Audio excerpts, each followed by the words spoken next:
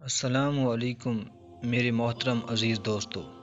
آج کا واقعہ ہے ابلیس مکار کا اور ایک نمازی کا۔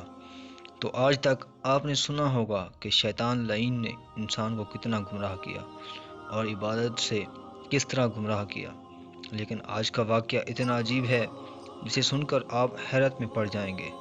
لیکن اس سے پہلے اگر آپ دوستوں نے اس ویڈیو کو سبسکرائب اور گھنٹی کے بٹن کو پریس نہیں کیا تو جلدی سے کر لیں تاکہ میری ہر نئی آنے والی ویڈیو کی نوٹیفیکیشن آپ کو بر وقت ملتی رہے۔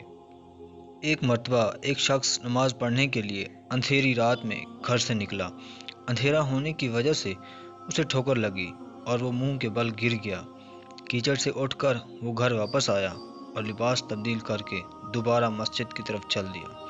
ابھی چند قدم ہی چلا تھا کہ دوبارہ اسے ٹھوکر لگی اور پھر گر گیا۔ کیچڑ سے اٹھ کر دوبارہ اپنے گھر گیا، لباس بدلا اور پھر مسجد جانے کے لیے دوبارہ گھر سے نکلا۔ جیسے ہی وہ اپنے گھر سے باہر نکلا تو اس کے دروازے پر ایک شخص ملا جو اپنے ہاتھ میں روشن چراغ تھامے ہوئے تھا۔ چراغ والا شخص چپ چاپ نمازی کے آگے آگے مسجد کی طرف چل دیا۔ اس بار چراغ کی روشنی میں نمازی کو مسجد پہنچنے میں کسی دشواری کا سامنا نہ کرنا پڑا۔ وہ بخیریت مسجد تک پہنچ گیا۔ مسجد کے دروازے پر پہنچ کر چراغ والا شخص رک گیا۔ نمازی اسے چھوڑ کر مسجد میں داخل ہو گیا اور نماز ادا کرنے لگا۔ نماز ادا کرنے کے بعد جب وہ نماز سے فارغ ہو گیا وہ مسجد کے باہر آیا۔ چراغ والا شخص اس کا انتظار کر رہا تھا تاکہ اسے نمازی کو چراغ کی روشنی میں ہی گھر چھوڑ آئے۔ جب نمازی گھر پہنچ گیا تو نمازی اجنبی شخص سے پوچھا، آپ کون ہیں؟ اجنبی بولا، سچ بتاؤ تو میں ابلیس ہوں۔ نمازی کی حیرت کی انتہا نہ رہی۔ نمازی سوچنے لگا، ابلیس شیطان کیسے مجھے مسجد چھوڑ سکتا ہے؟ اس کا کام تو لوگوں کو بہکانا ہے۔ تو اس شخص نے بڑی حیرت سے ابلیس سے پوچھا، تمہیں تو میری نماز رہ جانے پر خوش ہونا چاہیے تھا، پھر تو چراغ کی روشنی میں مجھے مسجد تک کیوں لے گیا؟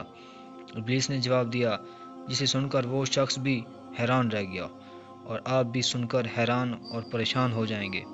ابلیس نے جواب دیا، جب تجھے پہلی بار ٹھوکر لگی تو اللہ تعالیٰ نے تیری ساری عمر بھر کے گناہ معاف فرما دیے۔ سبحان اللہ۔ جب تجھے دوسری ٹھوکر لگی تو اللہ تعالیٰ نے تیرے پورے خاندان کو بخش دیا۔